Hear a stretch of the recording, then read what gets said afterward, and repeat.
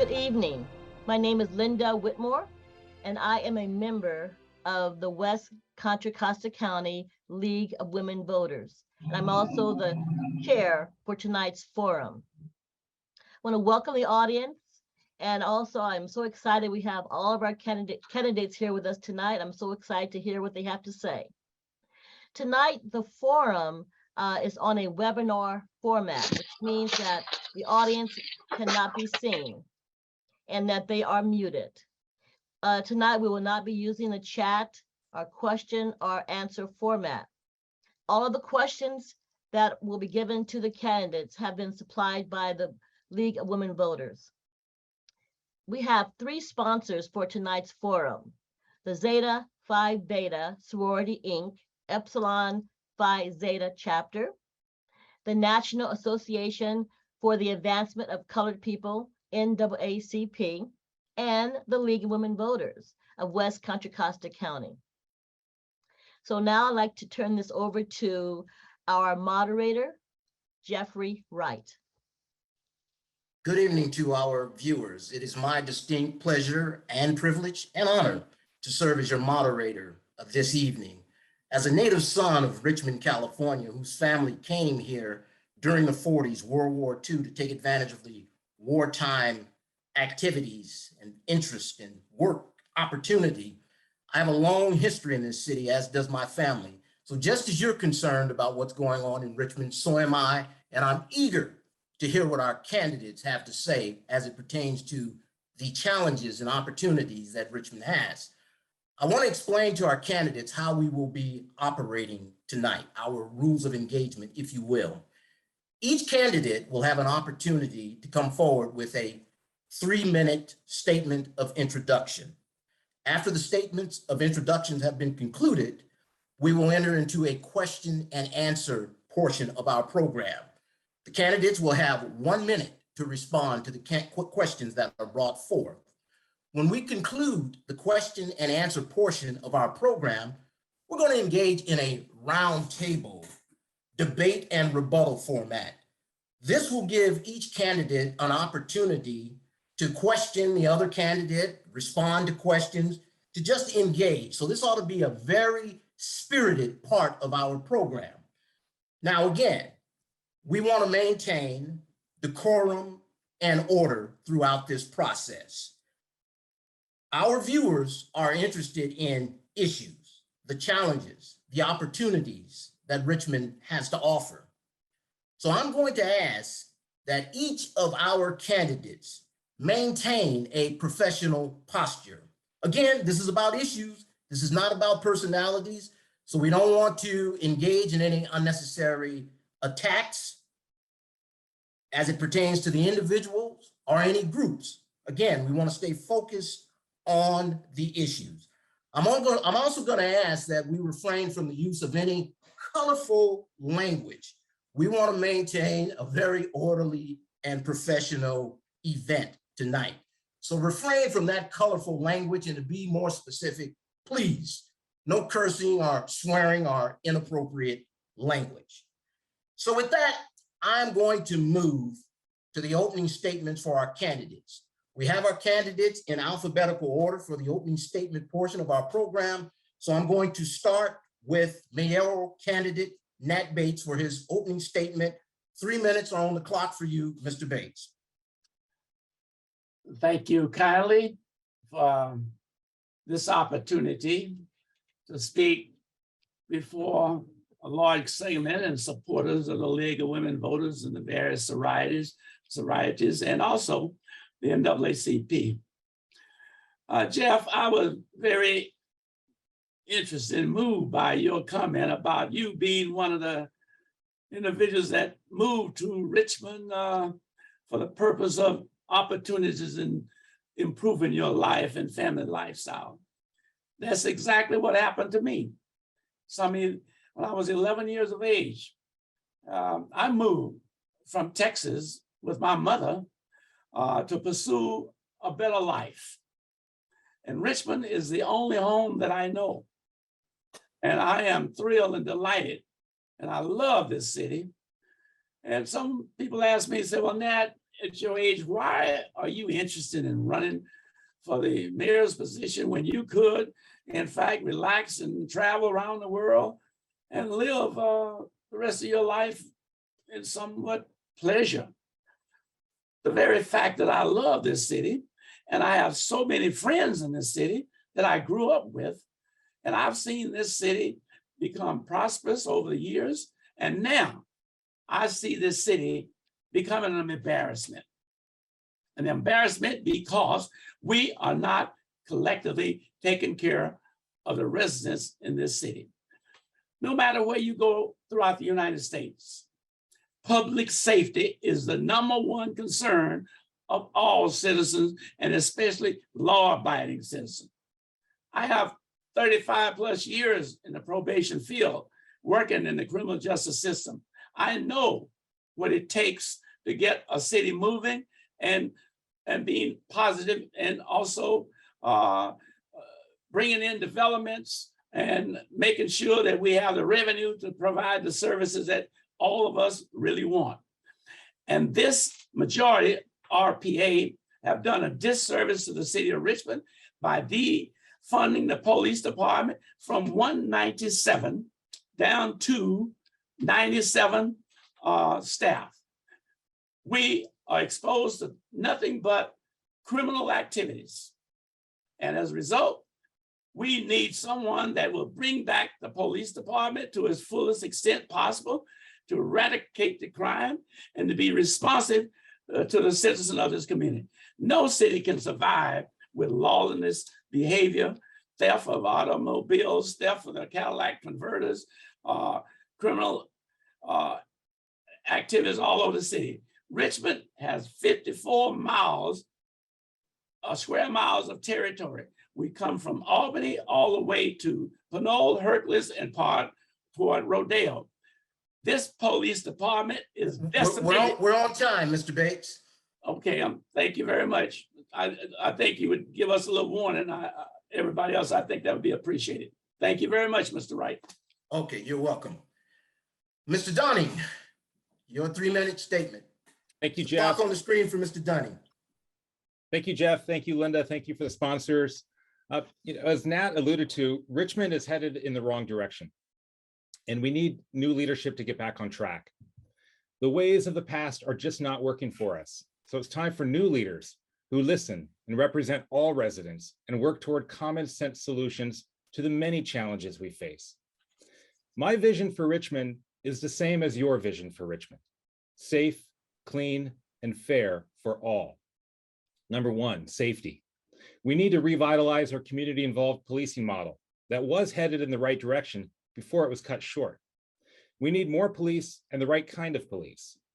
By committing to a sufficient level of staffing, even if it takes a while to hire everyone, we can restore confidence in our once nationally recognized police department. We also need to continue investing in non-law enforcement strategies for public safety. And once and for all, we need to get serious about addressing the homelessness epidemic. And if the county can't provide the regional leadership, perhaps we'll step up and show the way. Number two, we need to clean up. It'll take a combination of city resources, community service, as well as common sense solutions, like more trash cans near schools and bus stops, vouchers for the dump, education, and more investigation and enforcement around illegal dumping. Number three, we need to treat our business community more fairly by readjusting the business license fees, which we can do under the ordinance. And by doing so, we can attract and support healthy business growth, including getting serious about revitalizing our downtown. We have a lot of work to do, so let's get started. With me as your mayor, our success will be shared. Our true progress in Richmond will be shared, and the credit will be shared. You will not hear me say that I did it, but you will hear we did it. That's not just nice words, it's practical. My career of over 20 years in conflict resolution and collaborative problem solving all over the world has shown me time and time and time again that the best leaders are not the ones with all the answers from the get-go, but rather the ones who can help us co-create breakthrough solutions by leveraging all voices. In other words, with all this talk about where people stand, you just got to ask, what does that say about where we're going?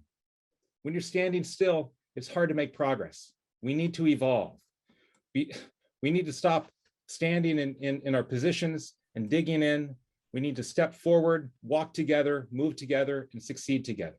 I know we can and we will. Thank you.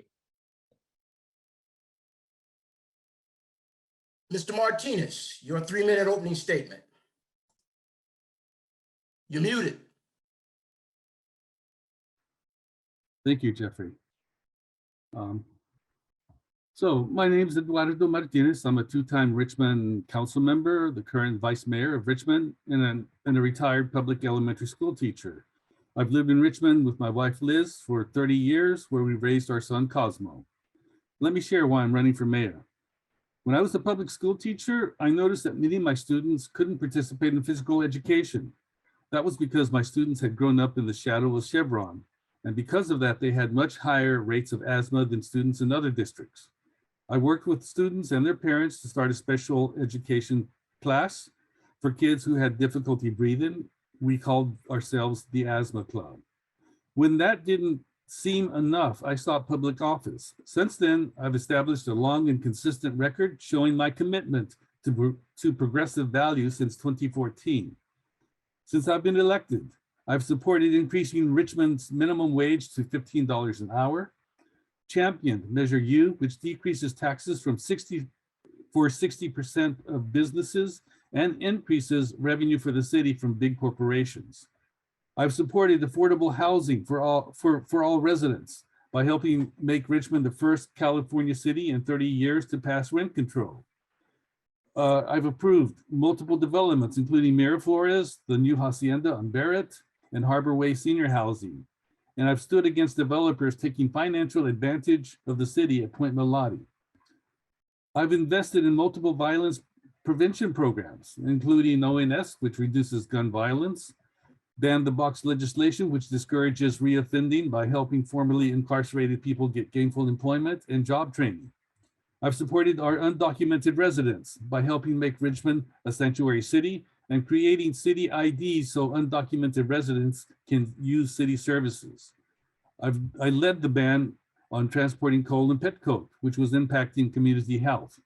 That's why I'm endorsed by the Democratic Party of Contra Costa County, the Sierra Club, the Richmond's Firefighters Union, 2 unions that represent our city staff, Local 1021 and Local 21, and such electeds as County Supervisor John Joya and Richmond Council Member Claudia Jimenez. This evening, I encourage you to pay attention to which candidates actually have real plans for your concerns and hopes for Richmond and who really knows our city. By this time next year, with your help and support, we can have Richmond's first elected Latino mayor and a progressive mayor with a record you can trust. I hope I can count on your vote in November. Thank you. Mr. Wassberg, your 3-minute opening statement. You hear me now? Yes. I lived in San Pablo and Richmond for the last 60 years. I've seen the changes. Ever since the RPA took over the city government, homicides has rate went 3-folds. Supported illegal immigrants. They have no right being in my country. Giving these people fraudulent ID cards, breaking the law, all federal laws. We know for a fact that the RPA told the police chief not to enforce the law. This is why you have these 2 homeless campmen should not be parked there because they're parked there illegally. They've been like that for almost 2 years now. Matter of fact, I supported the African-American community during the heyday of the violence. I was at the Black Crime Summit, the state of emergency, tent cities, Operation Richmond. I helped pack 10,000 Bibles. I never see these candidates down there doing this. We know for a fact that the state implemented the $15 an hour, not Eduardo Martinez. Now, because we all know what's going on with the city council. We all know what they're doing. I said they even admitted that they're an anarchist Bernie Sanders democratic social government who don't believe in no law. I don't see how in the world they could just sit there and say, well, we did this and we did that for the community when the Richmond looks like a garbage dump. You got criminals roaming around the city and the police are leaving. Even the police criticized the city council. Even the fire department criticized you every day. Every time you hear the city council meetings, they're always complaining about the RPA defunding the police. It was the RPA that the reason why the police are leaving. We all know that. Look at the video. You cannot have people in our government that is not going to support our constitutional laws. And not one member of the RPA even admitted to support our constitutional laws. Because when you go in that city meeting, the city council, and if they don't like what you say, they're going to cut you down in a heartbeat, just like Gil McLaughlin did. And this is what the RPA, if you put these people in office, we're going to be in big trouble, people. This is no joke.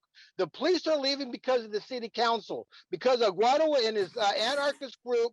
They even admitted that the reason why they're leaving because of the RPA. They even admitted that they're not going to force the law. It was Ben, the Sergeant Ben, said even admitted that I'm not going to go in harm's way because we're not getting support by the city council. The number one task of a city government is to support the Constitution. This is what our country was founded on. And we know for a fact that the RPA members, all of them, not one time even respected our constitutional laws. So how can you have a government that's going to favor the criminals instead of the law-abiding citizens? All right, you're at time. Thank you, Mr. Wassberg. So I want to thank each of you candidates for your opening statements. We're now going to move to the prepared question stage of our program. Each candidate will have the opportunity to answer the same question. There are several questions. They're in alternating order with regard to when you will be able to answer. So some questions you might be the second or third person to answer. Next one, you might be the first person to answer. So everybody will have an opportunity to be first on at least one question. So again, I'm going to remind you, throughout the course of our event, this forum, try to maintain professional decorum. Let's try to leave individuals and personalities and groups out of it and stay focused on the issue at hand. The first question that's coming forth will be for Shawn Dunning, followed by other candidates who I will call upon at the proper time. Mr. Dunning, what experience qualifies you to serve as mayor, and what differentiates you from the other candidates? Mr. Dunning, your 1 minute reply. Thank you for the question, Jeff. My experience is different than virtually any of the candidates here, and it's absolutely qualifying me for this. And as I've said before, in another time and place, I would not be relevant for candidate for mayor. And frankly, I wouldn't want to be. But my expertise is in conflict resolution and collaborative problem solving. I'm at my best, professionally and personally, when I'm working with people who disagree with each other. And my approach is not to take sides and see who has the most numbers on which side to push their idea through. My approach is genuine consensus building. A lot of people don't understand that because they haven't experienced it. They say things like kumbaya, or that just sounds nice, but that's not the way it works. For the last 20 years, that's exactly what I've been doing. I've managed to get Israelis and Palestinians working together, not making peace writ large, but building relationships between the most unlikely friendships. I've worked with leaders of various municipalities, along with Congressman John Lewis, to have conversations on race that nobody thought was possible. I know how to do this, and I'll do it here. Thank you. Thank you, Mr. Dunning. The next respondent will be Mr. Martinez, and I'll ask the question again, Mr. Martinez. What experience qualifies you to serve as the mayor, and what differentiates you from the other candidates? You have 1 minute to respond. That there's too much to answer in 1 minute, so I'll focus on my accomplishments. My greatest accomplishment, my greatest accomplishment is fighting for the people of Richmond. Before joining Richmond City Council, I was an elementary school teacher for over 20 years, and working with my students and their families. That was the, I'm proud of my track record as Richmond City Council member. From my voting record, Richmond residents can see from my commitment to working with the community for environmental justice, economic development, and public safety. I'm particularly proud of my work on Richmond's coal and pet coke ban. Before this ordinance, Richmond families were exposed to high levels of toxic dust in the air as coal was transported to the Leavenworth terminal to be shipped to China and Japan. We're a city that already suffers from elevated levels of asthma and heart disease caused by bad air quality, particularly because of our proximity to the Chevron refinery. So I'm proud that my work has helped achieve cleaner air for Richmond. Thank you, Mr. Martinez. Mr. Wassberg, I am going to ask the question again, and you shall respond. What experience qualifies you to serve as the mayor of Richmond? What differentiates you from the other candidates? You have 1 minute to respond, Mr. Wassberg. Yeah, you hear me? Yes. I know for a fact what the city council has done and they plan on doing. As mayor, I have the executive power to sign an executive order implementing a law if the city council and if the police chief refuses to enforce the law. The other candidates have not even talked about executive order. It's legal, and I will implement these type of laws because you know for a fact that the city council is not respecting our laws. They want to implement their own type of government. See, this is what I'm trying to tell you people. If you don't believe me, check it out yourself. This is what's going to make me different from all the other candidates because I'll get things done. I don't need the city council. I didn't need to, you're not going to sit there and sing Kumbaya with the RPA because they already made up their minds what they're going to do. Because I have the power to if I have to, is not take the law in my own hands to implement a law as long as it's under the Constitution and according to the law and doing what's right for the people. See, this is you have the mayor, you have the governor. You're at time, Mr. Wassberg. Thank you. You're at time. Thank you for your response. Mr. Bates, the same question for you, and I will read the question again. What experience qualifies you to serve as the mayor, and what differentiates you from the other candidates? You have 1 minute to respond, and the timer should be on your screen. Experience, knowledge of the job, having been there twice as the mayor, having worked with numerous city councilmen over the past 4 decades. Being a mayor is just not chairing a meeting. It requires the ability to work with your council members. It requires the ability to work with staff. It also requires the ability to be able to go beyond just locally for funding, especially having knowledge of Washington, D.C. and how it operates, being entrusted with various congressmen, the White House, the governor's office, because a number of funds come directly from those sources. No one knows how to maneuver and approach these different groups to get funding for Richmond. No one has ever been to Washington, D.C. as I have to bring funding to this city. Leadership, the ability to get things done, be able to communicate with all factions of the city, irrespective of whether you agree with them or not.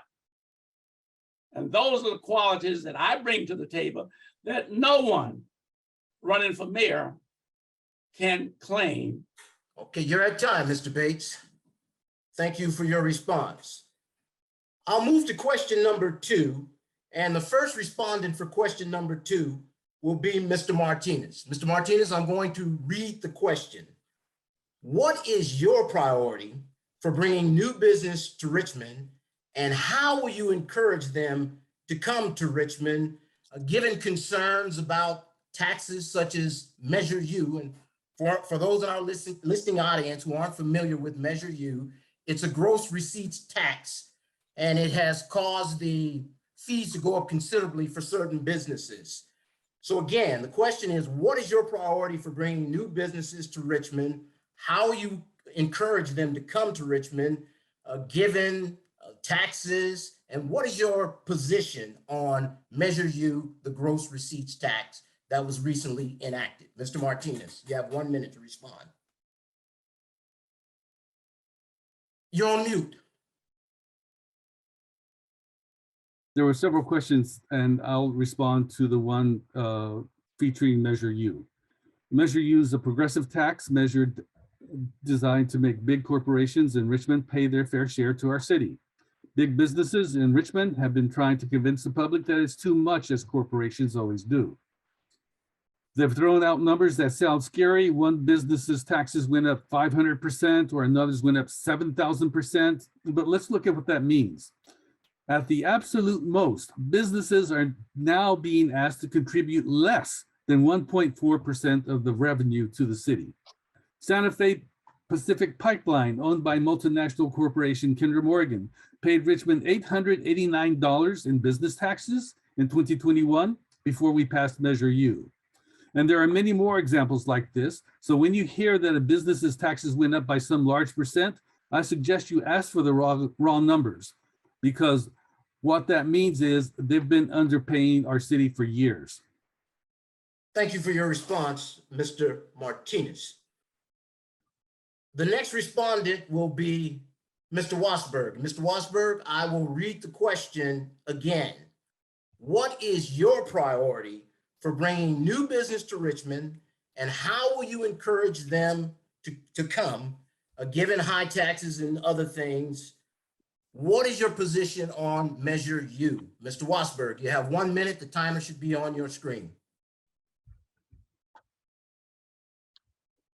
You need to unmute, Mr. Wassberg. Yeah, you hear me now? Yes. Well, we know for a fact that the Richmond City Chambers criticized the RPA for Measure U. Now, I will try everything I can to modify Measure U so big business could come in and start hiring people. Big business pays big money. Small business pays small money. Good basic common sense. And the city needs the revenue, because that's how our government depends on it. Now, the big business, they're already paying taxes. They're already paying into the system. They pay your retirement, your Social Security, your disability, unemployment. See, this is why you want to keep the tax rate low on the companies, so you have companies come in. If you have Measure U the way it is right now, you're not going to have big business coming in, because they're going to be moving out. And the purpose of Measure U was to sponsor this city bank that's going to make Richmond a welfare city.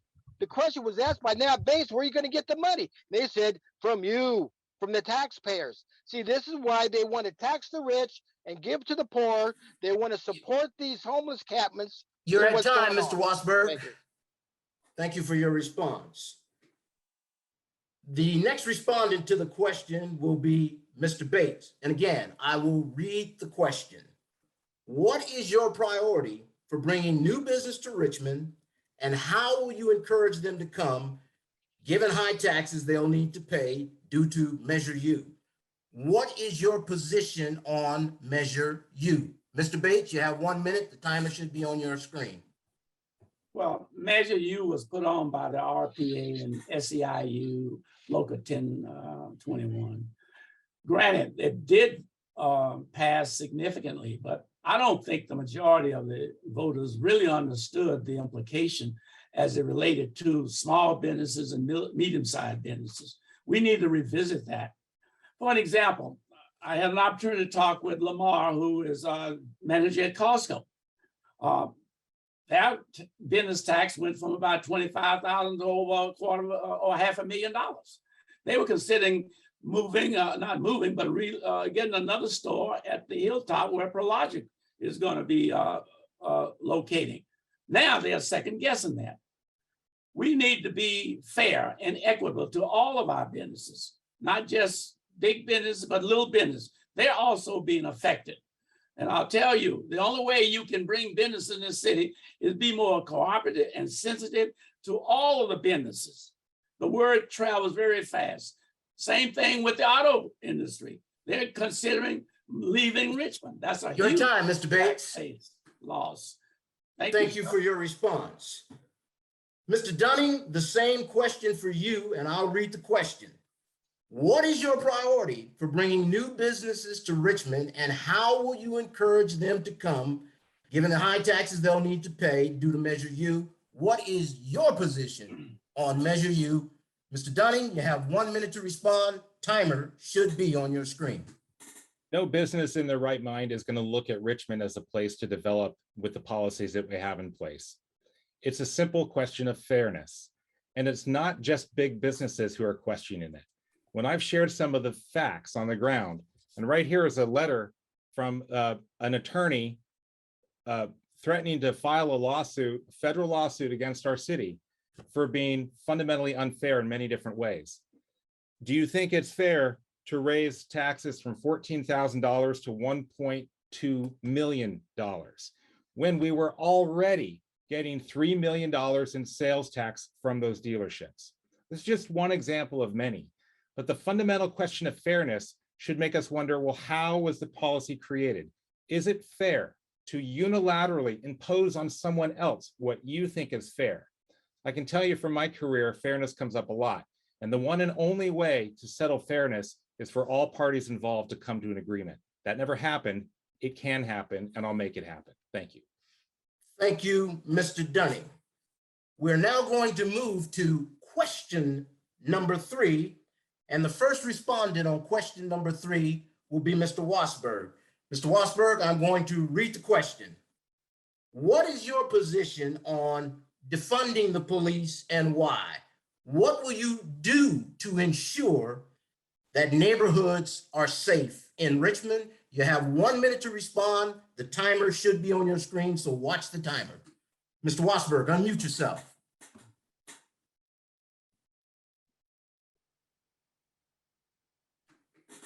Mr. Wassberg. You hear me now? I can hear you. You've got 1 minute to respond. Watch the timer on your screen. First thing I would do, I would sign an executive order, give the $6 million back to the Richmond PD. That's the first thing I would do, because we know for a fact that the city council defunded the police ever since after the Floyd incident. Our government, the Richmond City Council, vilified the police. I don't need the city council's approval. I will sign that executive order, and I will guarantee that the police will be full staff. We know for a fact that Nat Bates and Eduardo and the mayor stood together and gave $6 million to the ONS that did nothing here in Richmond. And I have the power to sign that executive order because we know for a fact that the city council does not like the police. They hate the police. They want to get rid of the police, because I have every legal right to bring the money back to the police to make Richmond safe. And I will put a police substation right on the corner of 4th and McDonald, the most deadliest place in the city of Richmond. And I would try to do everything I can to ensure the safety of our citizens, because that's your constitutional legal right. You're at time, Mr. Wassberg. Thank you for your response. The next respondent to the question will be Mr. Bates. And again, I will read the question. What is your position on defunding the police and why? What will you do to ensure our neighborhoods are safe? Mr. Bates, you have 1 minute to respond. Timer should be on your screen. Mr. Bates. You need to unmute. The first thing I would do is sit down with the chief, command staff, and determine what is the appropriate needs currently that we can sufficiently protect this city. Last time I spoke to the chief, it was 165 staffing. Well, where are you going to get the staff from? Well, we talked a little bit about trying to hire retired county employees who are who are not in the public employees retirement system. The fact still remains is that this city is not safe. We have an obligation and responsibility to make every citizen in this city feel safe. They don't want to come out at night. They don't want to go to certain public places. It's our job to provide the adequate and necessary staffing that covers this entire city. And I indicated 54 square miles cannot be done with something like 97 officers, which obviously over 50–60% of them are in the management section. We You're time, Mr. Bates. On the street today. Thank you. Thank you for your response. The next respondent to the question will be Mr. Dunning. Mr. Dunning, I'll read the question once again. What is your position on defunding the police and why? What will you do to ensure our neighborhoods are safe? You have 1 minute to respond. The timer should be on your screen as well. Mr. Dunning. There are police departments across our country that probably ought to be disbanded and built from scratch. Richmond, California is not one of those. In fact, Not too long ago, we were leading the way. We were recognized by the Obama administration as a model to follow. We were reimagining police before the term was coined. Now, with that said, we absolutely prematurely reduced our police force. I'm all for reducing police services if we don't need them, but we need to reduce the need for police before reducing police. So our city council last year got it backwards. I'm all for the alternative programs that address safety and crime prevention, and so are our police. But we need to ultimately work together and come up with sensible policy. Safety is more than just police. It's about community, it's about knowing each other, it's about leveraging an array of services. But we need to be working together and come up with sensible policy. What I will do is everything possible to get all the players at the table and come up with a new minimum staffing requirement. Thank you. Thank you for your response, Mr. Dunning. Mr. Martinez, you're the next respondent to that question, and I'll read it again. What is your position on defunding the police and why? What will you do to ensure our neighborhoods are safe? Mr. Martinez, you have 1 minute. The timer should be on your screen. The best way to improve public safety is by focusing on prevention, not showing up after something bad has happened. Some of the ways that we've done this is through ONS. Also, YouthWorks, a city department that provides job training and job placement for young people, and the development of a mental health crisis response team. Job opportunities and site management for the unhoused, so encampments can be cleaner and safer, and we can help unhoused people transition away from living on the streets. Public safety must also include traffic safety, especially near our schools and homes. Engineered solutions can make it impossible for people to speed along the streets. Wildfire prevention and protection. But first, I want us to be honest. We still have money to hire 7 new policemen. It's not a matter that we've defunded the police, it's that they can't find anyone to hire. So we need to find ways to hire people. You're at time, Mr. Martinez. Thank you for your response. We're going to move to question number 4, and our first respondent for this question will be Mr. Bates. The question is, give us your thoughts about rent control. Is the current approach working? Why or why not? Mr. Bates, your response. Rent control was again engineered by the RPA and the SCI 1021. What it did, it pitted the landlords, or what people now call providers, home providers, versus the renter. Most relationships in rent and landlords, whatever you want to call it, is amicable.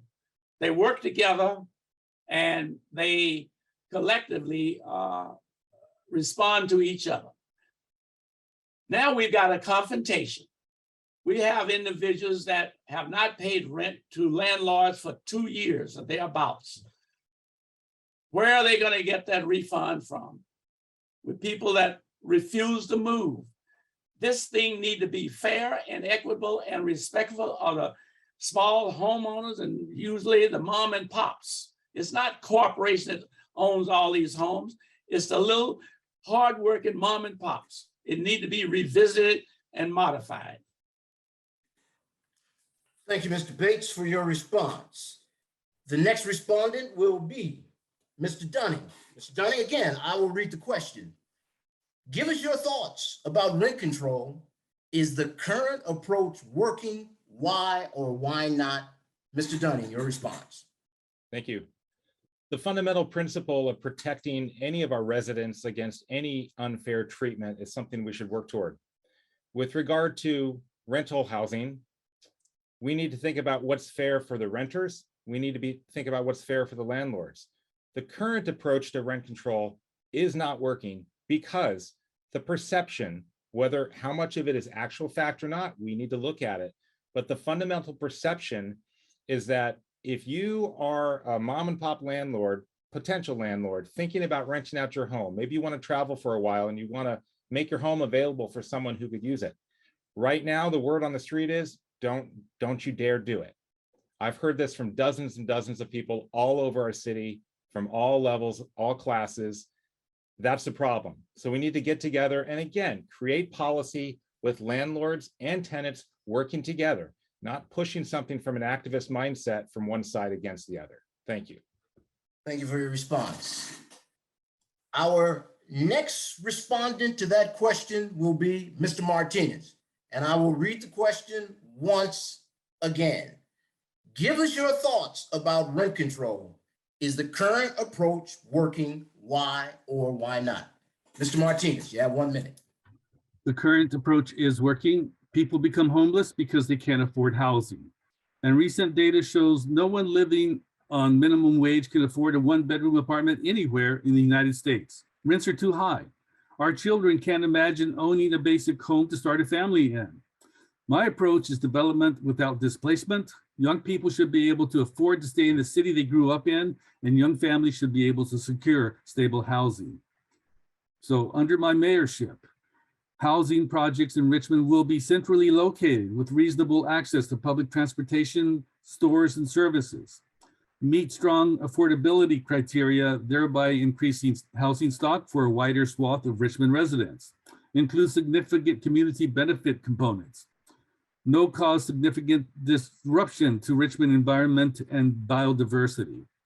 Not be built on or near a former toxic waste site without full remediation. No covert significant portions of public green space to private property. Thank you for your response, Mr. Martinez. Mr. Wassberg, the same question to you. You'll need to unmute and I will read the question again. Give us your thoughts about rent control. Is the current approach working? Why or why not? Mr. Wassberg, you have 1 minute to respond. You need to unmute.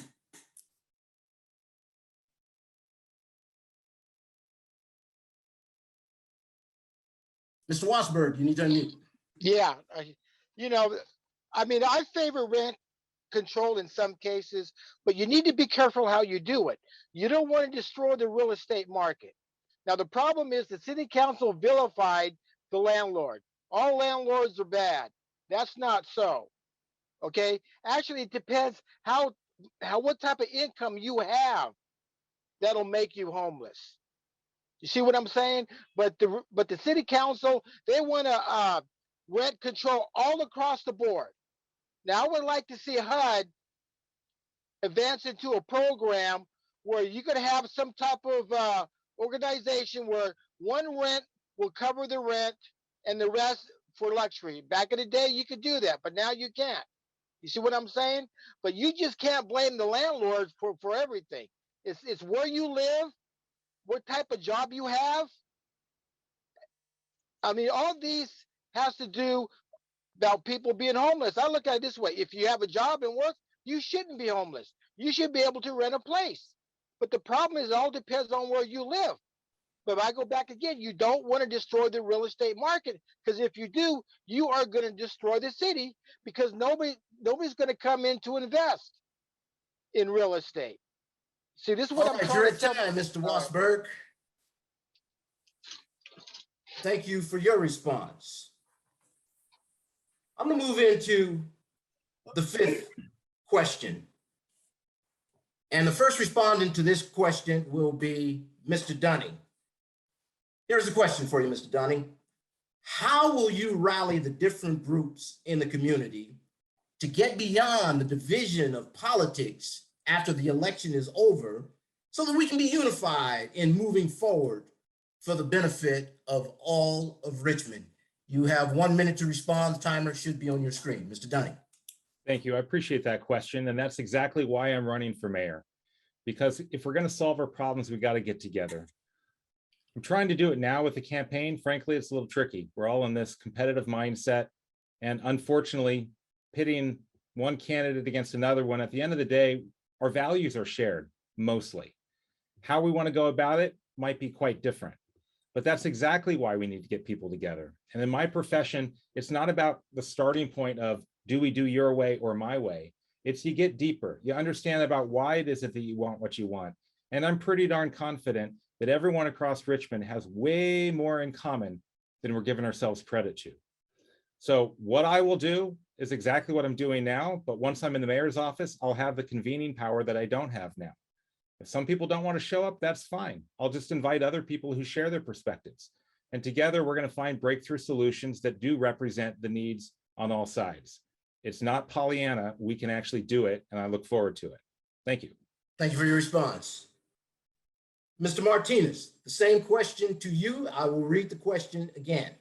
How will you rally different groups in the community to get beyond the division of politics after the election is over, so we can be a unified and moving forward for the benefit of all in Richmond? Mr. Martinez, you have 1 minute to respond.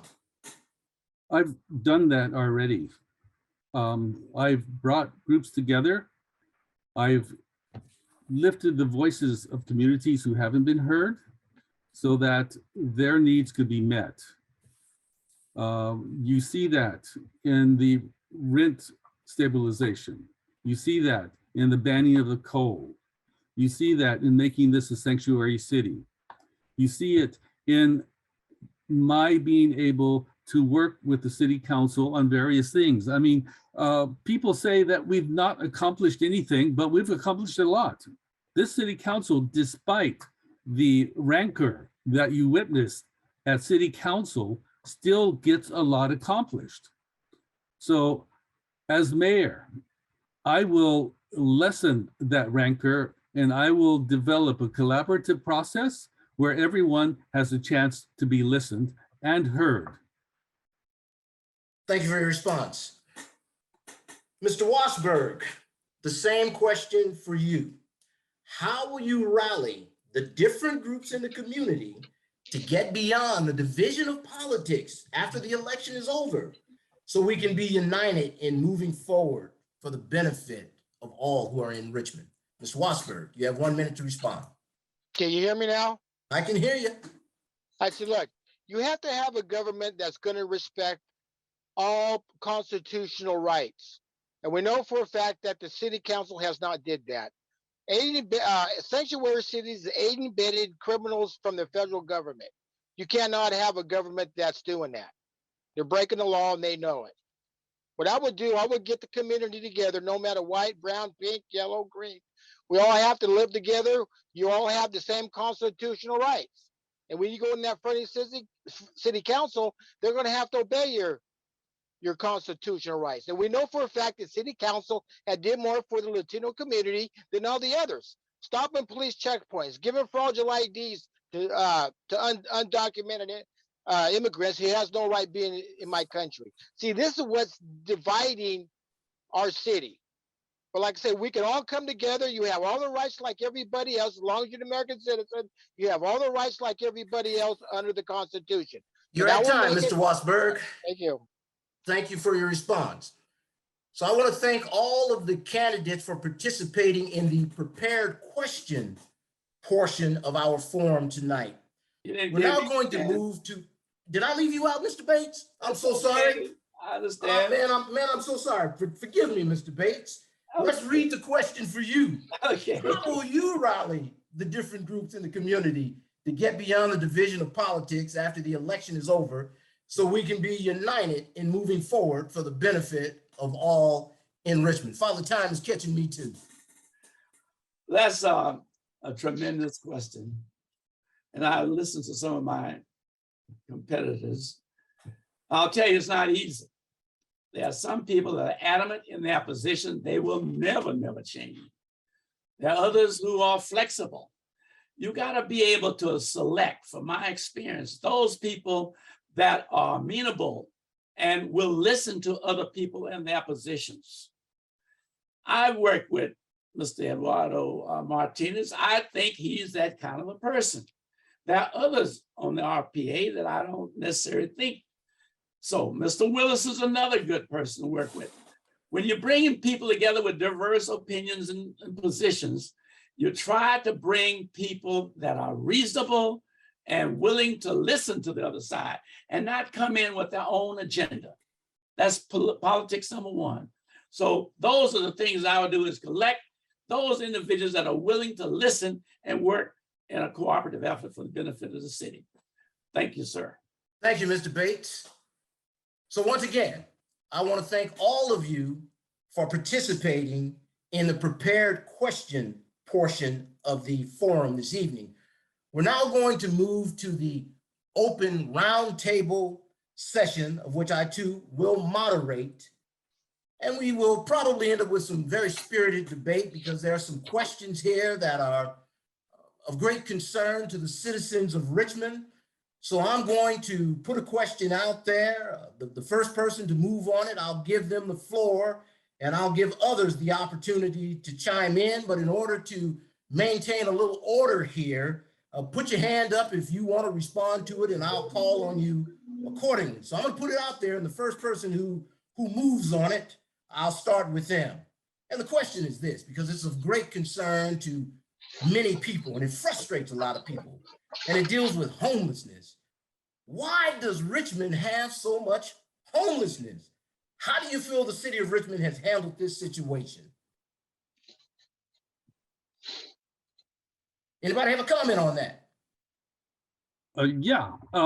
I believe that housing is a human right, and it's a human right that we aren't adequately providing to most of our vulnerable residents. First, we need to provide adequate support to our current unhoused residents. This includes trash abatements, security measures, access to restrooms and showers, and fire prevention training. That's why I'm proud to have diverted funds that were sitting uselessly year after year in our police budget to provide such services to our homeless community. We need to provide permanent housing. At the Ryden Road encampment, I pushed for a full service every resident so that we could understand why people became unhoused and how the city and county could help them move away. And I will push for safe parking sites across the city. We have seen too much NIMBYism in Richmond. Unhoused families with children are in our backyards and they deserve a place to be safe. And we will work with the county to find them stable housing. And many people are only a serious illness or job loss away from losing their housing. We need to make sure that people don't become homeless. All right, I want to poke at this a little bit, Mr. Martinez, and I saw Sure. Mr. Bates, he had his hand up, so I'm gonna bring him in. But what I want to poke at on this, you're making some very valid points, but I guess the question would be, given that we see so much of it right now throughout the city, how do you think the city is doing with it, addressing the issue right now, today? How do you think the city's doing on this issue? Well, we have been trying to find ways. Homelessness is a multifaceted issue. People aren't there for one reason. If people were there for only one reason, we could find one solution. But there's a multiple amount of reasons that people are there. People are there because they lost a job. People are there because they want to escape domestic violence. People are there because they have mental illness. People are there because they have substance abuse issues. So, okay. So because of that, that's why I insisted on having a survey of the residents. And we hadn't been doing that to the extent that we needed, but we've done that at Ryden, and Ryden residents are beginning to leave that encampment. Mr. Bates, I'm gonna bring you in on this. You had your hand up. Well, the policies of the city are dominated by the RPA. They have the 4 votes that dictate what does and does not go on in the city. As a result, homelessness tend to migrate to areas that are less police enforceable. You don't have the homeless in Hercules or Pinole.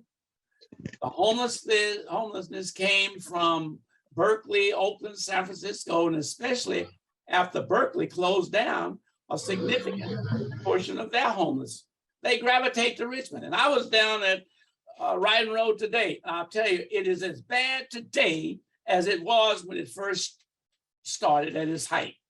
The same thing with Castro. There is no plan. They're on the freeways. And now they're gravitating on 4th Street in front of the churches. And eventually they're going to gravitate in people's property. Last point, Mr. Wright. RPA wanted to put the homeless at City Hall, at our beautiful civic center. until the residents outrageous. The same thing, they want to put them at Hilltop. You need a location that is acceptable by the total community for the homeless. You can't put them in areas where they are not wanted, and it's just going to create more and more problems. And most of these people, I guarantee you, are not from the city of Richmond. I ask simply, check the license plate, check the driver's license, check their social security, where they get the money from. Most of them are not from Richmond, and the RPA refused to acknowledge that. And the police got their hands cuffed. They can't do a thing. Mr. Wassberg, you wanted to respond, and then Mr. Dunning. Yes, you hear me? We can hear you. I said, look, majority of these people on Ryder Road and Castro don't want to go out and get a job. All they want to do is sit there and get drunk and do drugs. This is why the police were there every day. First of all, these people on Ryder Road is not a homeless campment. They're vehicles that parked there illegally for the last almost 2 years, and the Richmond PD didn't do nothing because the RPA, Eduardo Martinez, told the police not to enforce the law. As long as you give these people a freebie, they're going to go for it. Because believe me, people, I know. I think you read the article about me in East County Times. Look, I've been living in my truck for 16 years. I know what it is. A person could help themselves if they want to, but these people don't want to. I see it every day here in El Sobrante. I see it on Riders Road and Castro. These people just too lazy to go out and work. And then they complain, well, oh, I got mental problems. I got mental issues. I'm an alcoholic. I've been kicked out of my house. A person could do what they want. If the person needs help, they could go out and get help, but they don't want to do it. And this is what the city council is doing. They are sponsoring these people to be homeless. They are sponsoring these homeless encampments. Matter of fact, they even passed a law that they cannot be evicted from Castro. And this is the problem. It's the city council that is supporting this stuff because they're not encouraging these people to go out and work. Because like I say, most of these people are just an excuse for them to, as long as they get a freebie from the city, they're going to do it. But these cameras should have been shut down the first time they even started. But this is what the RPA did not want the Richmond PD to do. They're there illegally. They have no right being there. Like I say, if we have to ship them out to other counties at the at all the other homes there on the what the hell excuse me, what do you call it now, the shelters? If we have to ship them out to other cities at the shelters, so be it. Ship out to Contra, San Francisco, Oakland, and so forth. I mean, we're going to have to do something with these people. We just can't let these people just walk around and do drugs and alcohol and commit crime. This is what they're doing. Let's give Mr. Dunning an opportunity to get in on this. Right. So one thing, I actually, is this where we can address each other, or is this where we can address each other? Yes. Yeah. So I'm curious, Mark. You, of all of us, you're the one with the most lived experience. What would it take for you to get the support that you need? Well, right now, look, I got my Social Security, disability.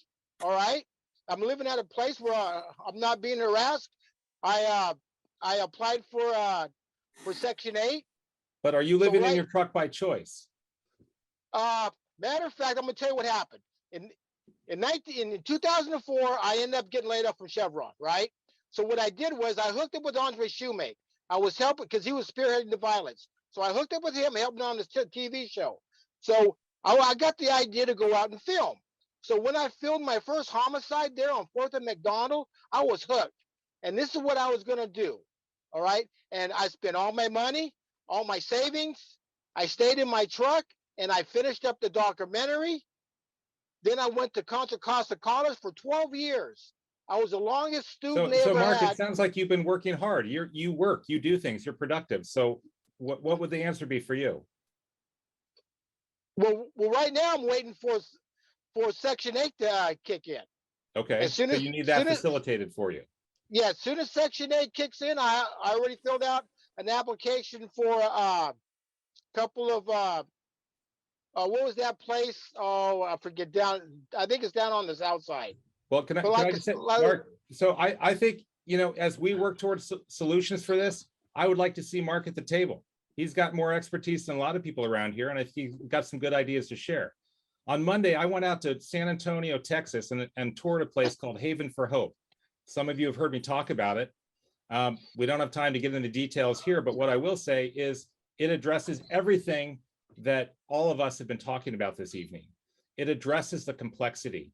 It addresses everything from short-term emergency, I need shelter over my head tonight, to long-term transitional support, facilitation with Section 8 housing, etc. You can stay there as long as you need to, but their average stay is only 4 months, $26 per person per day. We have not been thinking long-term around here like that at all. All we're doing is working in the immediate realm of crisis response, emergency, and we're not even doing well at that at all. So we need to do better at that, but we need to be thinking long-term, and we ought to learn from other programs and people like Mark and actually get together and actually develop policy and programs that make sense. We don't have that yet. And I would ask respectfully to Mr. Bates, if we don't have a plan yet, what's been going on for the last few years? I'd like to make one comment.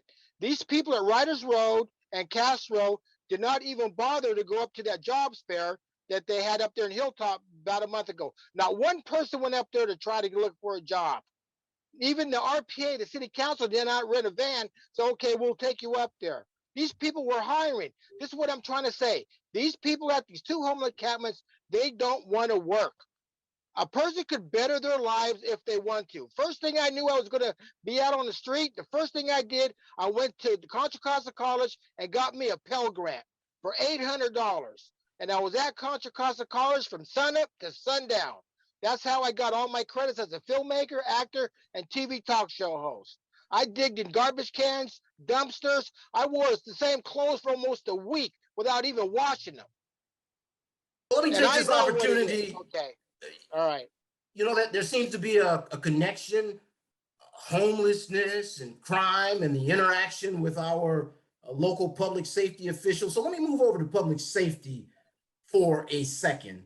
I'm going to offer up a statement, a question, and add to that, and I want to get your responses to it.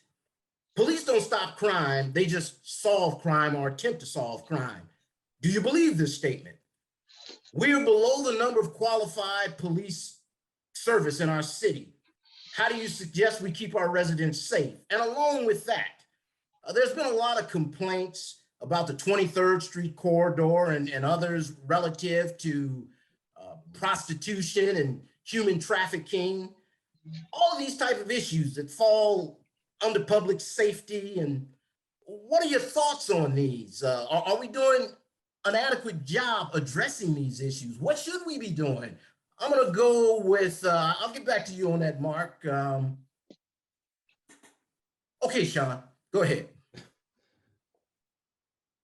So there is no one size fits all approach. No, police are not the answer to everything, not even close. But I think there is an important threshold between sufficient deterrence and complete lawlessness. And, quick example, the other day, a couple weeks ago, my neighbor's catalytic converter was being stolen in broad daylight. They chased the guy off. He came back 10 minutes later like mouse on cheese to finish it off. Chased him off again. He came back again. Police were called, didn't make a difference. They kept coming. Finally, my neighbor actually finished the job and cut it the rest of the way off and put it in his garage. And the thief and 2 other vehicles were involved, kept coming back over 4 hours. They came 5 times. Now ask yourself, would any criminal do that in a scenario where they thought there were police at all? So we're not going to prevent all crime, no. And police are not the answer to everything, no. But we need a sufficient level, and we don't have a sufficient level right now. I could say more, but I'll keep it quick. Anybody else on that? I will respond to that. We still have money to hire policemen. It's not a matter of not having the funding to hire them. It's a matter of finding the policemen who want to do the job. So why can't we hire? Not because the city won't let them, but because there's a national shortage of people wanting to do police work. Why did 2 dozen leave? Excuse me, don't interrupt me. Thank you. Even the International Police Chiefs Association has concluded There are numerous factors contributing to the shortage, and we can't blame one factor for people not wanting a certain type of job anymore. As a council member, I supported us hiring a special firm to improve officer recruitment and retention. But we need crime prevention strategies that include other public safety workers. When I was a public school teacher, I was thrilled when my school added support staff. I wanted more help, and I wanted my students to thrive. Similarly, the police union should see our efforts to bring in other safety programs as a way to support their work so that they can do the sort of work that they were hired to do, as opposed to the other jobs, which they basically would rather not be doing. All right, Shawn. Mr. Bates, I know you wanted to get in on this. Mr. Bates? When you don't have a full awareness of what public safety is all about, you come up with all these different answers. Under the Magnus program, when we were at the height of our success, we had, as I indicated, 197 police officers. Prevention started with the ability of the police to be visible in the community, to stop and talk to people on the street, talk and speak with the young people, to be visible. That is crime prevention in itself. These individuals out there in the streets are just as smart or smarter than most of us. They know what the weaknesses are of the police department, and they take advantage of it. You saturate a community whereby police are visible and working and interchanging with the community, getting to know the community. A lot of crimes could be solved if individuals in the community would come forward and identify X, Y, Z. But if they don't have a trust with the police department, they don't have that interchange relationship, they tend to mind their own business. You need a strong police department that interact with the community. And that, since when Mr. Magnus was here, we have lost. And it's partly due to individuals on the re-imaging community that do not live in the city of Richmond, who had a hard up for the city of Richmond. Many of them was criminals. And that's why they defunded the police, and the majority of the RP went along with it. We need to restore our police department to its fullest capacity possible. Okay, Mr. Wassberg, I'm gonna let you get your comment in, and I'm gonna move over to Mr. Dunning. Can you hear me now? I can hear you. Before the pandemic, during the pandemic, there was not one word about defunding the police. Nothing. But after the Floyd incident, all Hades cut loose. All it was, defund the police, vilify the police. The police are enemies. Even the president of the United States even admitted the police are the enemy. I said the police officers were being assassinated. It was being attacked. This is why they don't want to be cops. And Eduardo was 100% wrong. Go back and look at the news. Every Democratic city in the United States wanted to get rid of the police. They got some dumb idea that they're going to have a community policing, that they're going to implement all these programs like the task force. Well, we need to work with the community. We don't need the police. And matter of fact, the city council gave $6 million to the ONS, who does nothing. That money should have went to the Richmond PD. And it was Nat Bates and Eduardo and the mayor was sitting there bragging about taking money away from the Richmond PD and giving it to the ONS. It does do nothing. I was in on this stuff ever since the ONS was created. And they have the nerve to sit there and say, they're going to be able to sponsor the police, Nat Bates and Eduardo Martinez? It's all just a bunch of nonsense. We all know what's happening in our nation. How can you have a government that you have the constitutional right to be safe? This is why our country was founded under law and order. But now you got the city council defunding the police. They're taking money away from the police.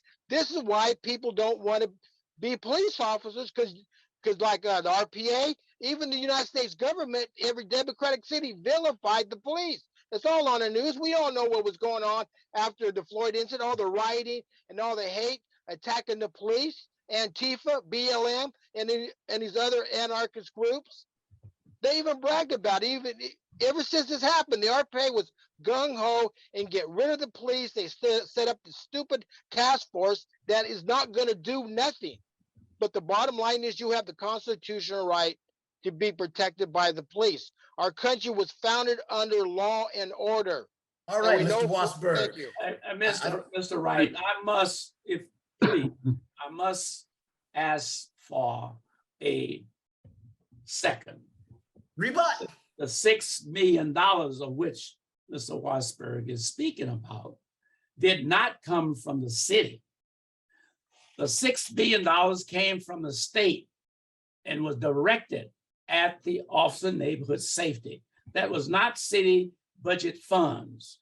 We get grants from all sorts of individuals, from the federal government, from the state government, even private enterprise. So please be aware, public, the $6 million was not city general fund money. It came from Assemblyperson Buffy Wick and the governor's office. I talked to her. I talked to her and she said it came from the. Mr. Wassberg, Mr. Wassberg, Mr. Martinez, I'm going to Okay. hold you both because Mr. Dunning had his hand up and I said that All I'd right. give him an opportunity to respond. Okay. I'll get all right. Mr. Dunning and then I'll get you, Mr. Martinez. Mr. Dunning. And apologies, Eduardo, for the interruption earlier. I wasn't No sure if problem. we were supposed Understood. to. Or not.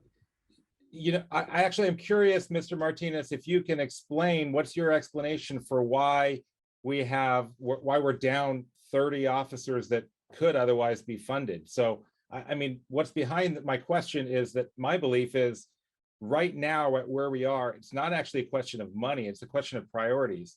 And the way the priorities were talked about last year was absolutely demoralizing to the police department. It's a non sequitur. It doesn't make sense to talk about the fact that there were unfilled positions when at the same time the message you were sending to the police department was, we don't need you, we don't want you, relatively speaking.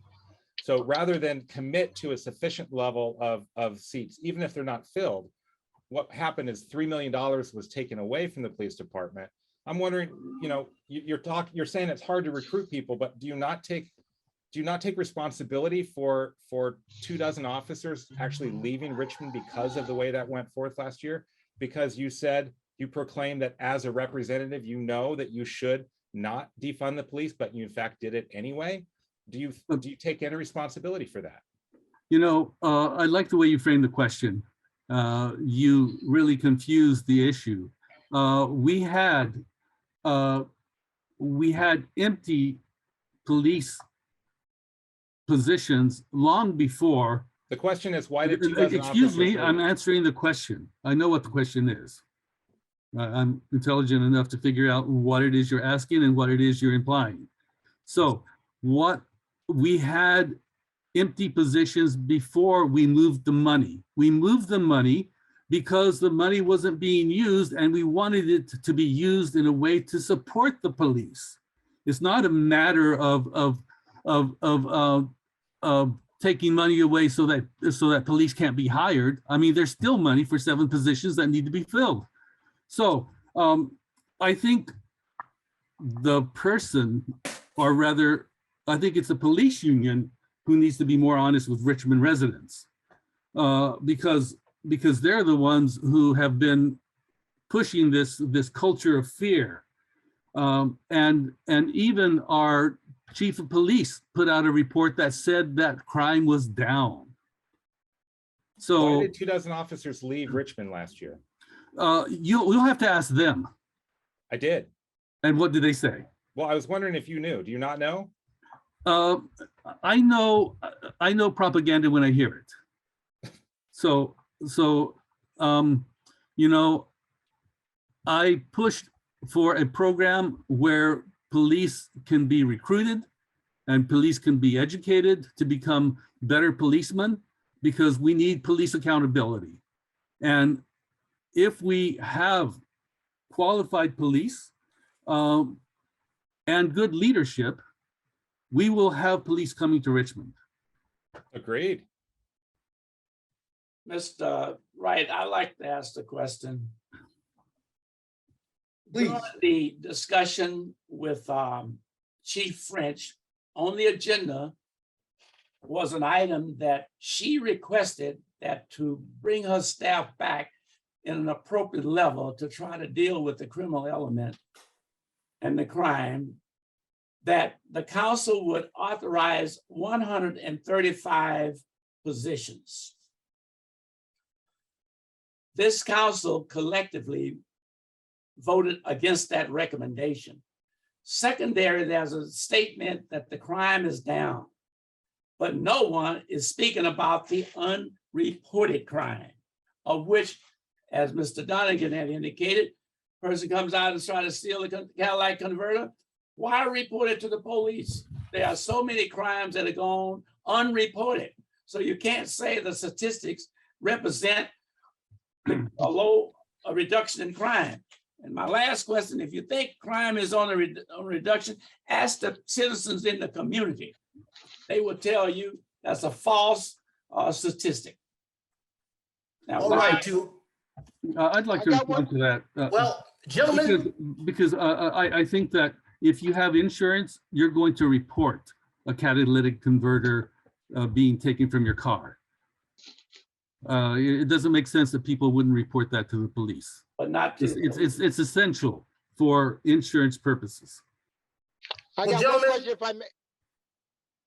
gentlemen, we've reached the point in order to maintain timeliness for our program that I have to end this session, and it was getting very spirited. And I want to thank you all for participating, your input, your concern, and your sincerity with regard to your responses.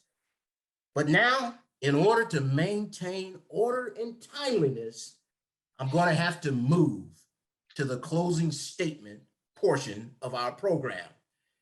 And the first person who I'll bring forth for their 1-minute closing statement, clock is now on the screen, the timer screen, is Mr. Wassberg. You have 1 minute for your closing statement to sum it up. Mr. Wassberg. You hear me now? Yes, sir. I said, we all heard from the candidates, right? All of them went beat around the bush. They didn't want to tell you the facts, what's really going on. The police are leaving because the RPA has defunded the police. That's a fact. That $6 million was diverted to the city budget because I talked to Buffy about it. Now look, I'll get things done, people. We know for a fact that the city government we have now is just a bunch of anarchists, democratic, social Bernie Sanders government. And I will not allow the city council to intervene, telling the police to not enforce the law. You have every constitutional right to be protected. And I'll do everything I can to protect your rights under the Constitution. This is what our government's for. And I have the power to, like I tried to say, I have the power to sign an executive order, implement some of these laws, to make sure the police is implementing these laws, to make sure the city council is not going to violate your constitutional rights.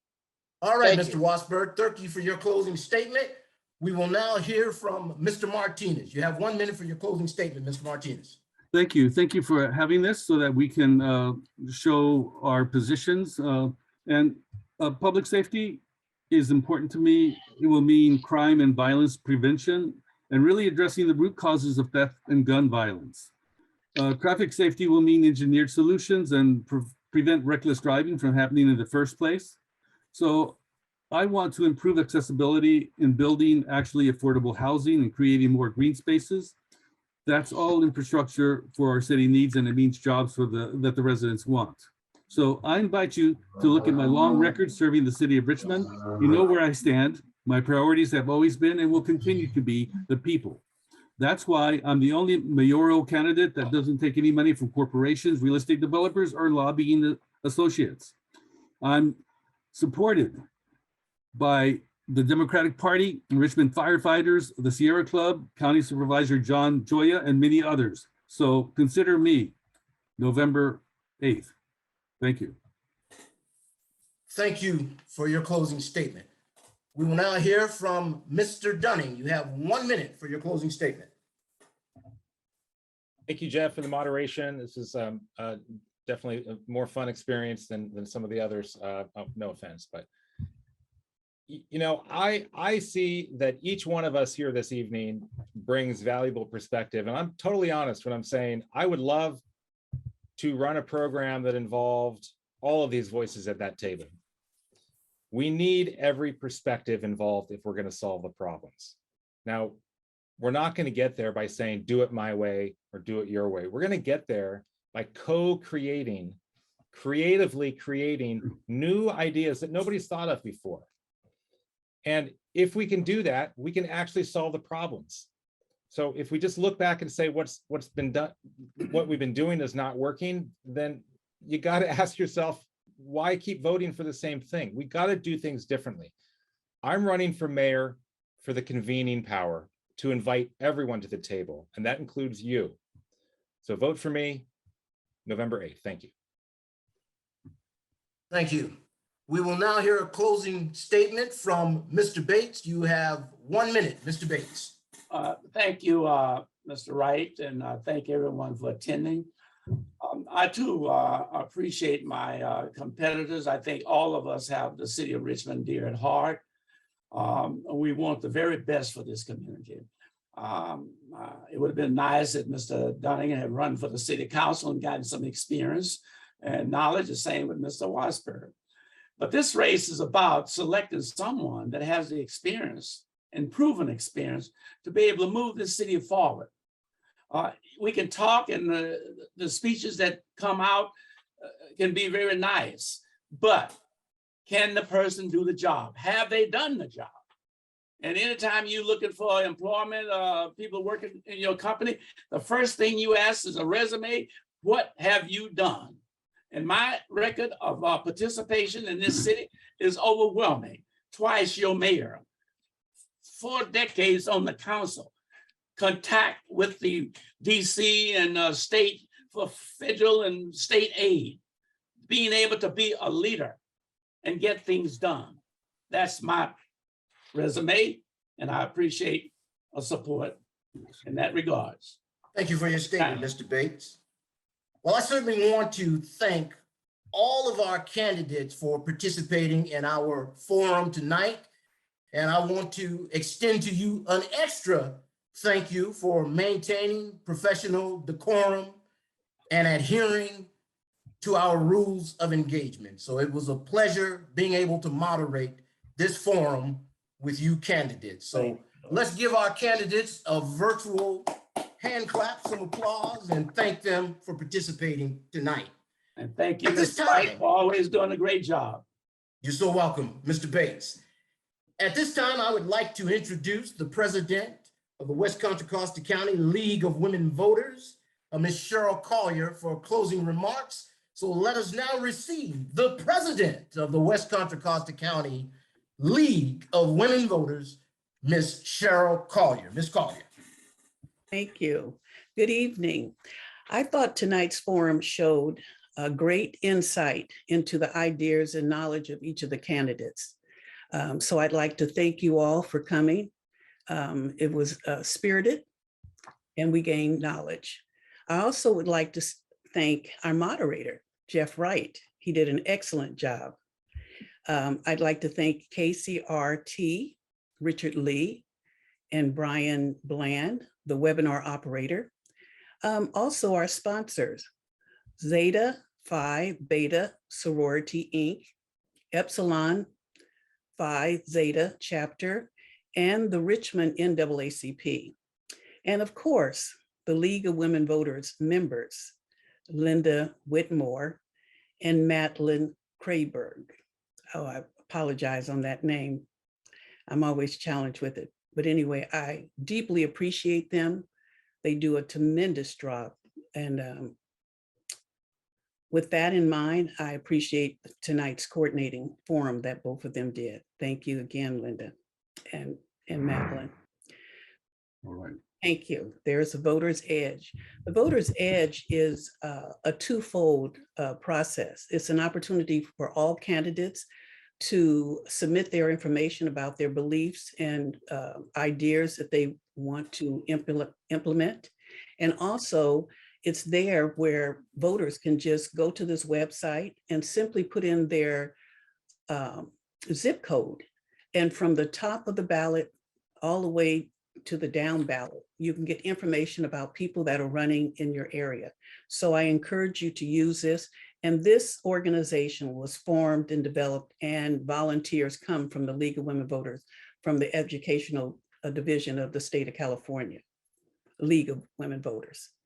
So it's a awesome way to get information about the candidates. You can visit tonight's forum on the KCRT channel 28 and the League of Women Voters website and our Facebook page. So for people who could not come in at the very beginning, or they feel like they need to share this information with others, family members and all, this is where you can direct them, where they can go and see this in the full entirety. And with that in mind, I'd like to say good night and cast your vote on November 8th. Thank you again.